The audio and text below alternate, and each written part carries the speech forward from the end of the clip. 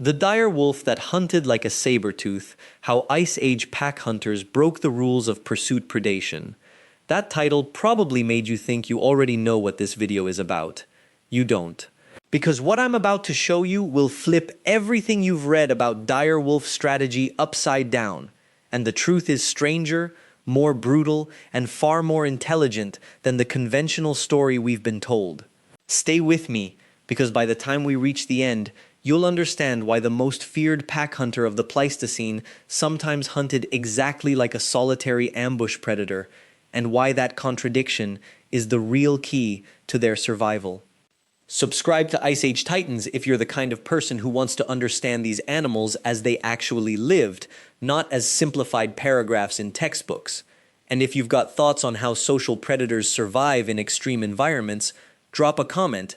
I genuinely want to know what you think shaped their behavior. Hold on, this part matters more than you'd expect. Before we go any deeper into how these hunters operated, I need you to understand something critical about how predator behavior actually evolved in Ice Age North America. Our comprehensive guide to Pleistocene predator strategy, the signals, the ecological pressures, the fossil evidence behind every claim I'm about to make, that guide is in the description and pinned at the top of the comments. It's a paid resource, but if you want to see the full skeleton of evidence behind this video, that's where you'll find it. Here's what most people get wrong about dire wolves. They treat them as a single hunting strategy encoded in their bones. One size fits all. Pack hunters, pure and simple. But the fossil record tells a messier story. Between roughly 40,000 and 10,000 years ago, dire wolves inhabited almost every ecosystem from the Pacific coast to the Atlantic seaboard, from the Alaskan tundra steppe down to what is now Texas. That's not one environment, that's dozens, and the prey available in a closed forest looks nothing like prey on an open grassland. A dire wolf pack that succeeded in the Great Plains might have starved in the Appalachian refugium. Biologists call this ecological flexibility, but that's a bloodless term for something remarkable. Dire wolves didn't just have one hunting mode, they improvised. They read the landscape, the season, the prey, and adjusted. Some packs became pure pursuit hunters, the image you've probably seen in documentaries, the coordinated chase across open ground. But others, trapped in resource-poor or terrain-constrained regions, became something else entirely. Ambush hunters, lone stalkers, even scavengers opportunistically, though that word usually makes paleontologists uncomfortable. The reason I mention this now is because the conventional narrative, dire wolves hunted in packs, saber-tooths hunted alone, is a false binary. It's appealing, it's clean, it slots neatly into our brains, but it erases the adaptive reality of how these animals actually survived. Some dire wolf packs operated in territories where the pack structure itself was a liability. Too many mouths to feed in a region where prey was scattered and rare. In those landscapes, the pack's size became a disadvantage, not an asset. And that's when something extraordinary happened.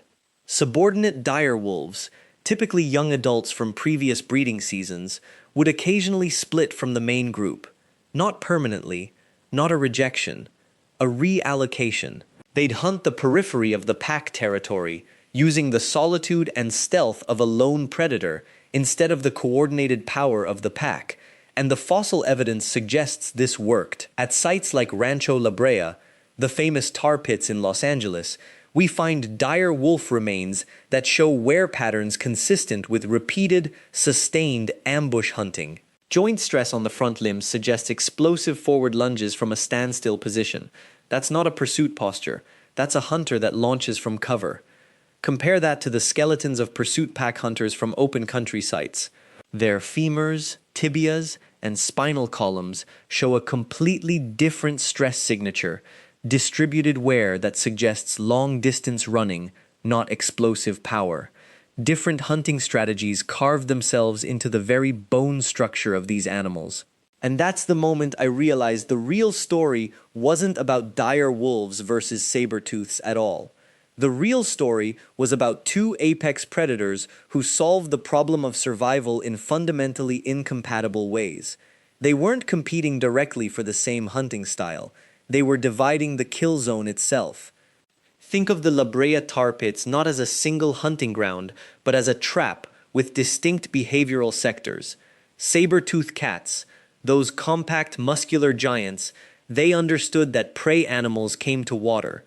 A trapped bison, a struggling ground sloth sinking deeper into the pitch, these were stationary targets. The saber-tooth's entire build, its short, powerful legs, its massive forelimbs, its serrated canines designed for throat punctures at close range, all of it was engineered for the kill stroke on an immobilized target. Dire wolves operated in a completely different zone. They weren't waiting at the tar pit's edge. Evidence from bone deposits and predator-prey ratios suggests they were hunting in the scrubland beyond it, using coordinated pack tactics to isolate individual animals or young herd members before they ever reached the seeping ground.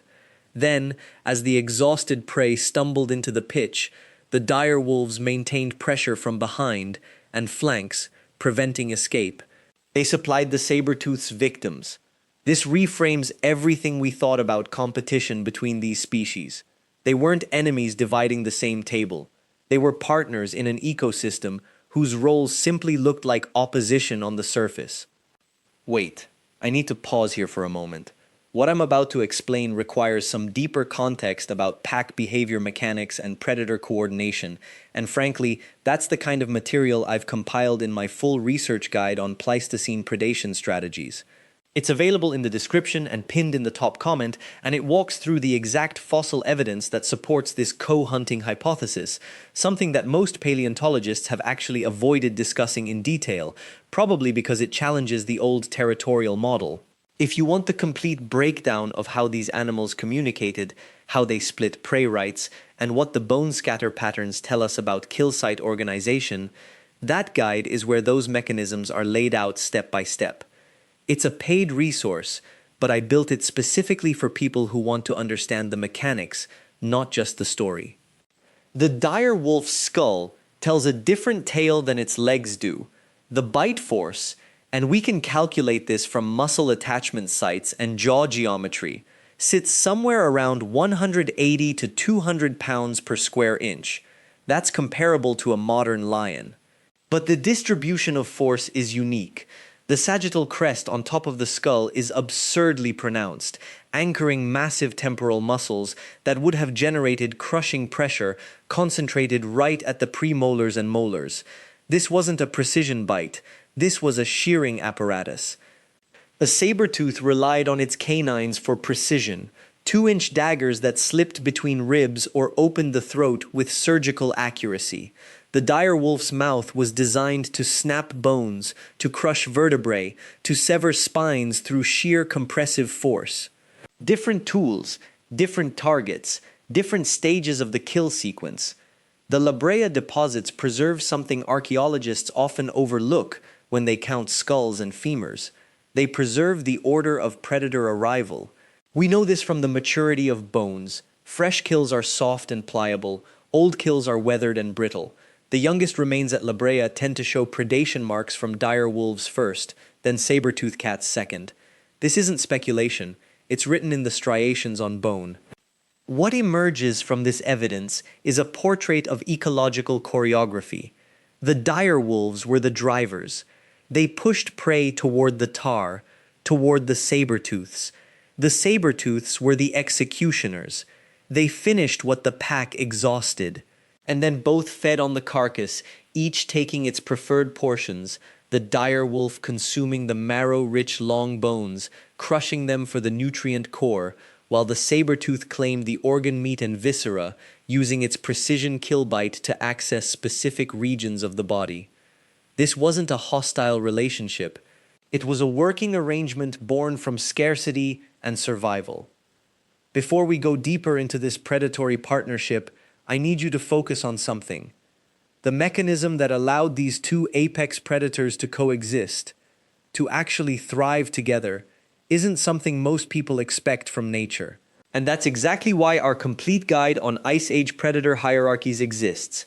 It's in the description, pinned at the top of the comments. It covers the signals, the behavioral cues, the seasonal shifts that determined who hunted first and who scavenged second. It's not a free resource, but if you're serious about understanding how these ecosystems really worked, it's the deeper dive you need. Now the question becomes, how did they know when to push prey toward the tar? How did they understand the geography well enough to use it as a weapon? Dire wolves possessed an intelligence that operated in a completely different register than their modern descendants. Their brain-to-body ratio wasn't larger than modern wolves, but the structure was different. The prefrontal cortex, the region governing planning and impulse control, showed signs of having more processing power relative to the emotional centers. This allowed them to suppress the immediate hunger drive that would make a modern predator attack too soon, in the wrong place, wasting energy. Territorial memory played an enormous role too. A pack of dire wolves didn't wander. They maintained home ranges that often stretched across 30 or 40 square kilometers. They knew every water source, every escape route, every natural funnel where prey naturally clustered during migration. La Brea wasn't a hunting ground they discovered by accident. It was a known fixture on their mental map, a place where they returned season after season because the geography worked in their favor. The saber-tooth cats, by contrast, were ambush specialists. They didn't chase across open ground. They positioned themselves near the tar, sometimes on the hardened edges where prey struggled most violently, sometimes in the shallow pools where the mire was thickest. A saber-tooth might wait motionless for hours, camouflaged in the chaparral scrub, watching for the signs of struggle that announced a fresh kill. This division of labor extended to their feeding strategies as well. When a large herbivore, a camel, a ground sloth, a juvenile mammoth, became trapped, the dire wolves' primary goal was to prevent escape. They'd snap at the legs, target the hindquarters, anything to keep the animal anchored in the tar. Once mobility was gone, the kill became easier. The saber-tooth would then move in, using its enormous canines not for a throat bite, but for a precision strike. Those teeth were evolved for penetrating soft tissue, the belly, the rib cage, the groin. A single bite in the right location could disable a large animal in seconds. The remarkable part? There's almost no evidence of conflict between them at these sites. No saber-tooth remains showing deep bite wounds. No dire wolf skeletons bearing claw marks from cat attacks. For thousands of years, generation after generation, these two species shared the same hunting grounds without turning on each other. That's not peaceful coexistence. That's something closer to mutual understanding. Frankly, this is the part that still affects how I think about predator behavior. We expect nature to be competitive, brutal, a zero-sum game where every advantage tips toward one species or another. But the La Brea evidence suggests something subtler.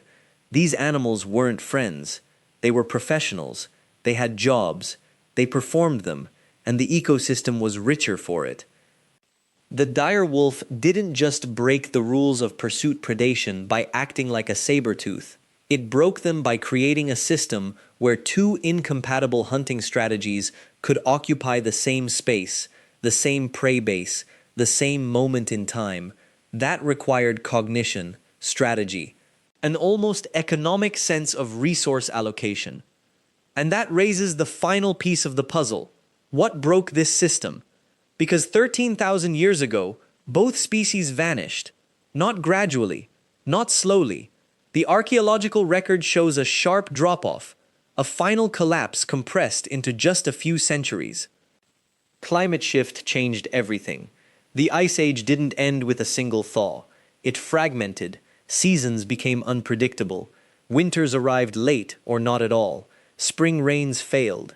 Megafauna herds that had sustained predators for millennia began to shrink, scatter, migrate toward landscapes we'd call unrecognizable today. A dire wolf pack that once could track mammoth herds across stable migration corridors suddenly found those corridors gone. The prey didn't vanish overnight. They simply stopped moving in the patterns the wolves had evolved to predict. For a species that relied on reading the landscape, on knowing where a herd would be 3 days ahead, that unpredictability was catastrophic.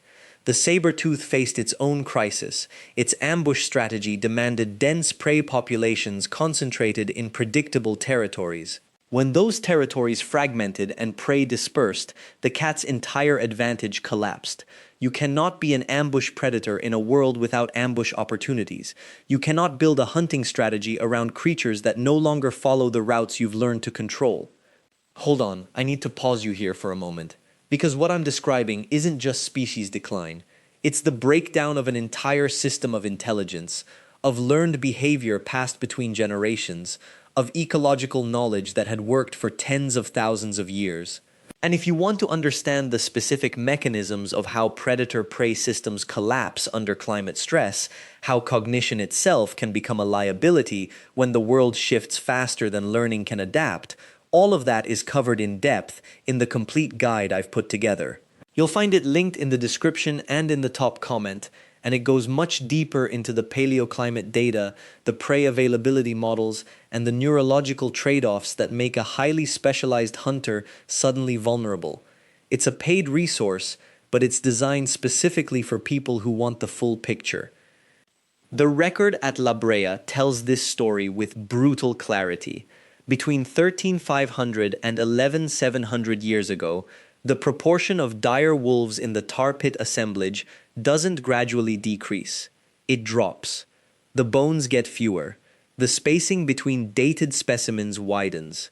By 11,000 years ago, dire wolves effectively disappear from the fossil record in Southern California, not because they're no longer preserved, but because there are no longer enough of them to die in significant numbers.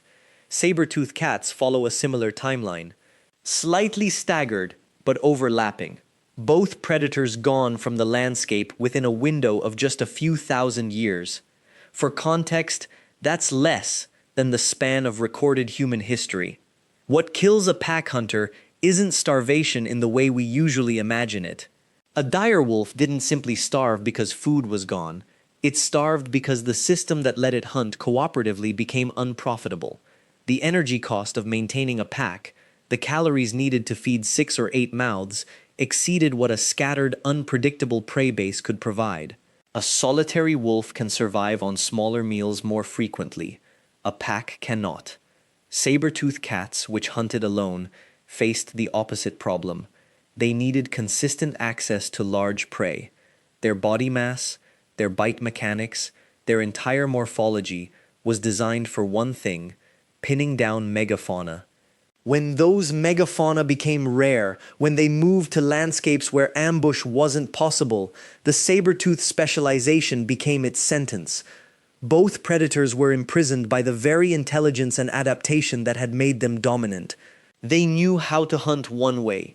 They knew it so deeply that their bodies, their behavior, their social structures, everything reinforced that knowledge.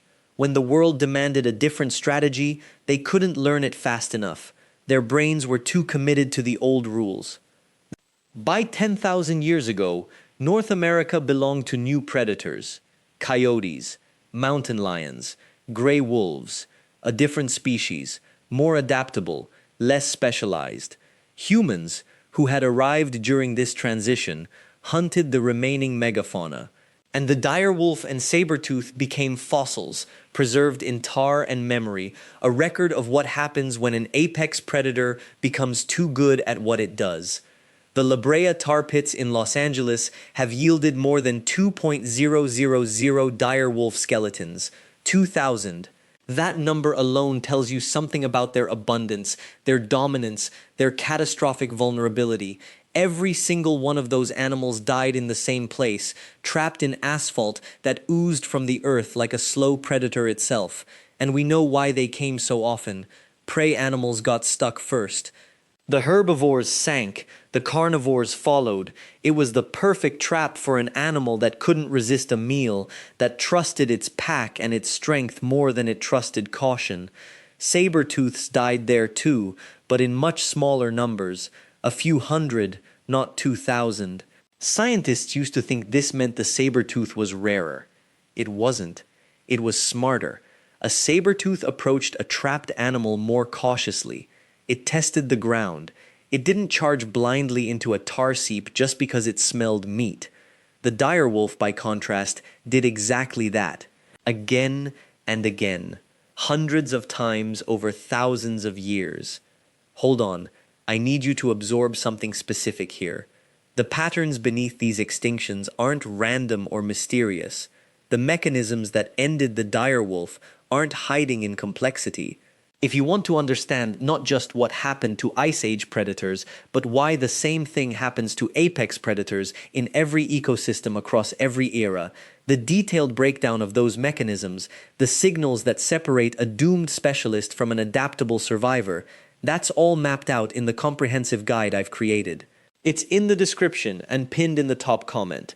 This guide walks you through the fossil evidence, the behavioral data, the ecological cascades.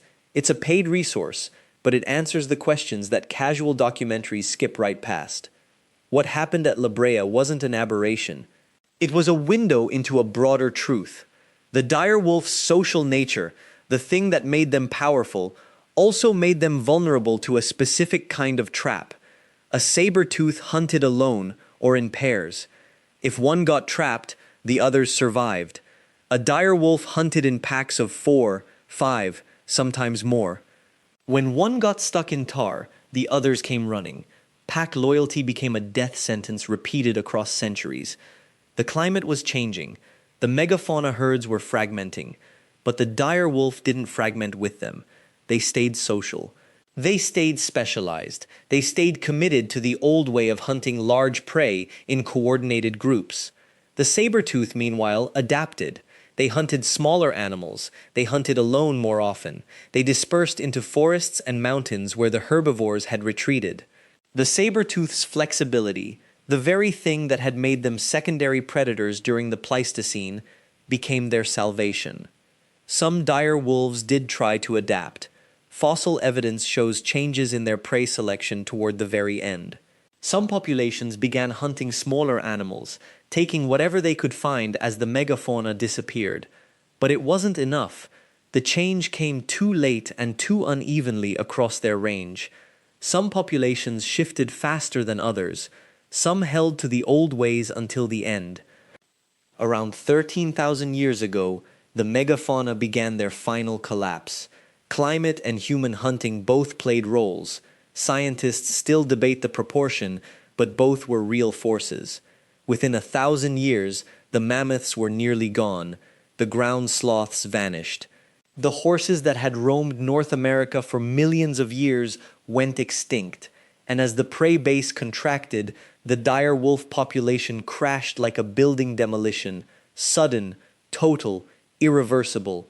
The last dire wolves probably died between 10,000 and 9.0000, not in dramatic battles, not in some moment of glory, in ones and twos, in isolated packs that couldn't find enough meat to sustain themselves, in populations too small to maintain genetic diversity or social cohesion. They simply starved. They failed to reproduce. The lineage ended not with a roar but with silence. This is the revelation I promised you at the beginning. The direwolf's greatest strength, the same coordinated pack intelligence that let them hunt down prey twice their size, that let them break every rule of how pursuit predators should behave, became their fatal weakness when the rules of their world changed. They were specialists in a world built for specialists. And when that world collapsed, they had no backup plan. A pack of lions can hunt solitary prey. A grizzly can fish for salmon or dig roots. Coyotes eat garbage in cities. Dire wolves needed abundance. They needed prey herds large enough to sustain coordinated hunts. They needed social cohesion, predictable territory, the infrastructure of pack stability. They had evolved to dominate one very specific ecological niche, and when that niche disappeared, they disappeared with it. But there's something else. Something that haunts paleontologists who study this period. The dire wolves didn't just fail because their prey vanished. They failed because they couldn't adapt quickly enough to their own success. In earlier epochs, when the megafauna were healthy and abundant, dire wolf populations were limited by the sheer number of packs that could hunt the same herds. Competition kept their numbers in check. Predator-prey equilibrium held steady. Yet when the megafauna began their decline, even as the decline accelerated, dire wolf populations initially grew. With fewer competitors, more hunting territory, and still enough prey, the wolves thrived. Their numbers peaked, packs multiplied, and then, in what might be the cruelest irony of extinction, their own abundance became their executioner. They had grown so numerous that when the prey finally collapsed, there were simply too many mouths to feed and no way to reduce their population quickly enough. Starvation followed, genetic bottlenecks, population crashes. The last populations held on longest in refugia, small pockets where climate remained stable enough and prey lingered a little longer. The Santa Cruz Mountains had dire wolves until around 11,000 years ago. Texas brushlands perhaps until 1050-500. A few isolated groups in the interior basin clung to existence for another 5 centuries after that. But refugia are prisons. Populations trapped in small areas can't maintain genetic diversity. Inbreeding accelerates, fertility declines, disease spreads faster. A handful of individuals trapped in one valley can't sustain the complex social hierarchies that pack hunting requires. The final die-off was almost certainly protracted and unremarkable. No fossil record captures the last mother refusing her starving cubs. No trace marks the final hunt that failed. We see only the absence, the sudden and complete disappearance of dire wolf remains from the geological record after 9,000 years ago. They were apex hunters. They ruled North America for over 1,000,000 years. They hunted with strategy and coordination that rival modern wolves or even some primates in their sophistication. They raised their young in family units. They had culture, in the sense that behavioral traditions passed from generation to generation. And then climate shifted. Prey became scarce. And nothing they had evolved to excel at mattered anymore. This is what extinction often looks like. Not a meteor strike, not a volcanic catastrophe, just a slow tightening of conditions that a species cannot answer. The dire wolf's greatest gift became its greatest vulnerability. The pack intelligence that let them hunt mammoths became a liability when mammoths were gone. The social bonds that sustained them in abundance became a source of suffering when food was scarce. They were too specialized, too dependent, too locked into one way of being in the world. The challenge for you is simple but serious. When you look at our own world, at our specializations, our dependencies, our assumptions about which systems will always support us, ask yourself, where are we the dire wolf? What have we optimized for so completely that we've left ourselves vulnerable to change? Therein lies the real lesson of Ice Age extinction. It's not a story about ancient animals. It's a warning, delivered across 13,000 years, about the cost of assuming tomorrow will look like today. Thank you for walking through the Pleistocene with me. If you found this journey through the last Ice Age compelling, please subscribe to Ice Age Titans. Hit that notification bell so you never miss when we uncover another piece of this lost world. And I'd genuinely love to hear your thoughts in the comments. Which of these pack hunters fascinates you most, and why? Your insights fuel the next video.